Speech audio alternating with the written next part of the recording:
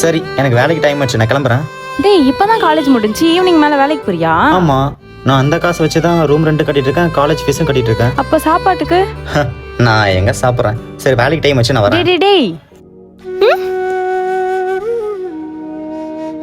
ஏய் சாப்பிட்டியா? இல்ல. இந்தா சாப்பிடு. உனக்காக தான் சமைச்சு கொண்டு வந்தேன். இனிமேட்டு நானே சமைச்சு தரேன். புடி.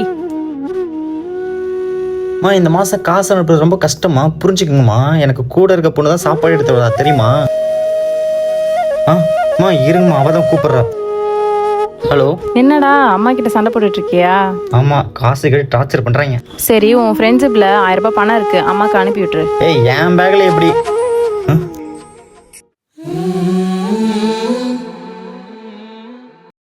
எனக்கு இன்னும் சம்பளம் போட்டு விடல. சம்பளம் போட்டு விட்டா காசு அனுப்ப விட போறேன். ப்ளீஸ் புரிஞ்சுக்குங்க. என்னாச்சு? பேக் ஜிப் ஓப்பன்ல இருந்துச்சு. ப்ளீஸ்மா புரிஞ்சுக்குங்கம்மா, காசு இல்ல. நீயே யோசிச்சு பாரு, நீ சின்ன பையனா இருக்கும்போது அவங்க உங்ககிட்ட எதனா எதிர்பார்த்திருக்காங்களா என்ன? ஸோ அம்மா கிட்ட கோவப்படாத. அந்த காசை அம்மாவுக்கு அனுப்பி வை. ஏய், நீ எதுக்கு எனக்கு இதெல்லாம் பண்ணிட்டு இருக்க?